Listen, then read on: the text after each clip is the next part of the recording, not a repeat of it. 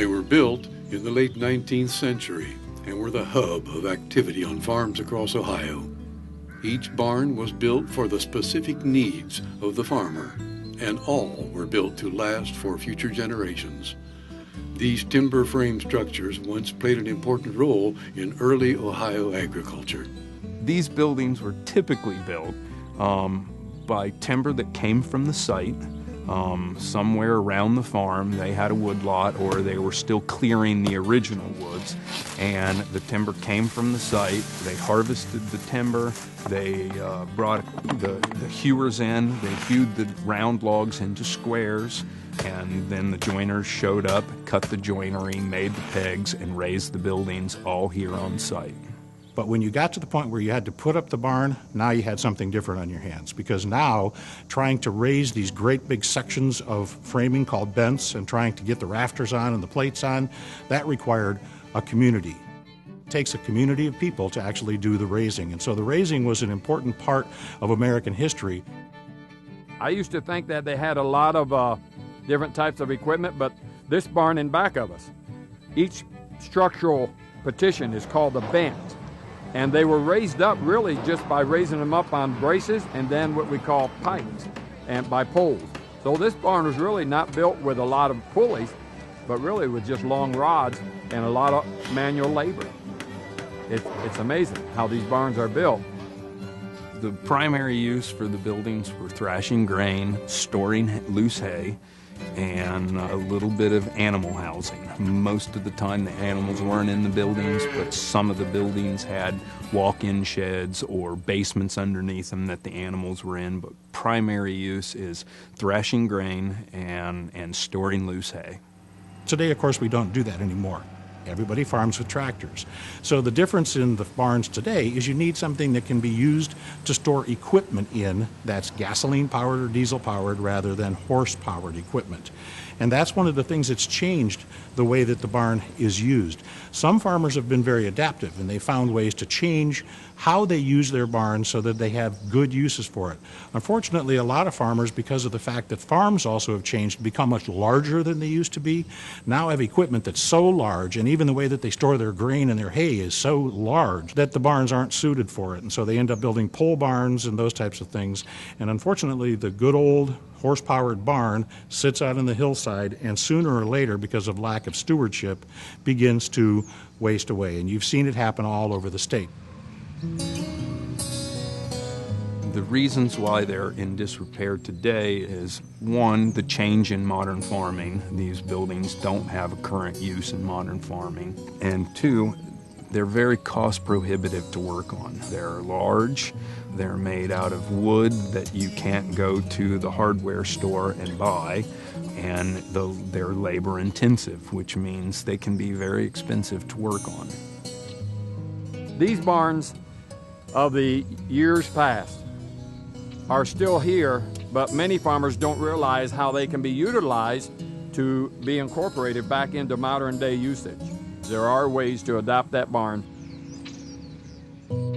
One such adaptation is this German-style bank barn, built in 1851 for farmer Joel Swaggart. It was in a sad state of decline when its new owner had a decision to make. That this barn needs to be fixed or torn down. That was my first reaction. I was looking at the barn, and I was saying to myself, it can't stay the way it is. It's an eyesore, and I went in the barn. It's full of a lot of debris. My initial reaction was, the barn's not worth saving. Even though that's what I wanted to do, I didn't want to tear the barn down. So I hired a few people to come and look at the barn and give me their opinion as to whether or not the barn was worth saving. And based upon their recommendations, we went ahead with the restoration. And I thought this would be a neat place to have an agri-entertainment. This would be a neat place for some people to come and have a good time on the farm, learn a little bit about the corn, learn a little bit about the barns, and have a good time. We're going to have a corn maze and pumpkin patch and hay rides and some other events here. And this is sort of the anchor for that. Today, Luckily, adaptive reuse of barns is something that is becoming much more popular, okay? Let's take, for instance, the Hertzler barn that you're standing in right now. This barn is being adaptively reused. It's being interpreted as a historic barn on a historic farmstead. But that, of course, is not what this barn is actually used for. Downstairs, the park is using this as utility space, workspace, shop space, vehicle space. Upstairs, this is a multi-purpose building now. From what I understand, there's been family reunions here, there's been dances here, there's been all sorts of cultural and social activities here.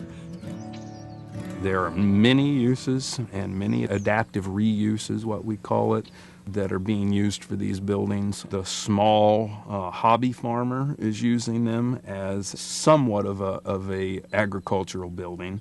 They are as well being turned into houses. They are being turned into business locations. However, not all timber frame barns are staying in Ohio to be restored for adaptive reuse. There are now companies again that are on the move to tear barns down. They're advertising to buy the barns. They take the barn siding, they clean it, they take the beams, they saw them down to make them into hardwood floors. They move this lumber to the East Coast or out of the United States to Europe and back over to China. And so the old barns become salvageable in one aspect, but we lose the heritage in the other. I'd like to think that we are only losing a barn a day in Ohio. I'm afraid that I would have to think that it's more than that, to be honest. There's only 365 days in a year, and when I think about the number of barns that I've seen lost, I'm tending to think that maybe that number's a little low. Today's farming has changed so much in the past 50 or 100 years that the barns that were built have lost their usefulness for the purposes that they were built for. So a farmer has this barn, and he has to make a decision. Do I keep putting money into this thing that's not really helping the bottom line, or do I sell it? What do I do with this? And so you could understand the plight of the farmer. He's got this beautiful barn, and unless it's taken care of, it's a money pit. I mean, it's just going to be requiring more and more to keep the barn up. The reason to save these old buildings would be the historic architecture that's involved with them. They're very important to our settlement. They tell a story of our settlement of this area, and the historic architecture and the historic carpentry are two very valuable pieces that if they're lost, we never get them back. The barn is the last remaining heritage that a family can look at and say, my great-great-grandfather built that barn, and if they let that go, no longer will they have a relic of the past that would remind them of their family. I know when I go to my grave, this barn's going to be here. I think if Joel Swaggart were here, he'd be proud to know that the barn he built or had built is still here. That people 160 years later can go to the place where he toiled and sweat and bled to make a living for his family. He'd be proud. I'm proud. I hope the community's proud. This is the way the United States lived for hundreds of years. It was agriculture. So if you reach back in our history, the answers come here. I mean, just sit and listen. The wood will tell the stories.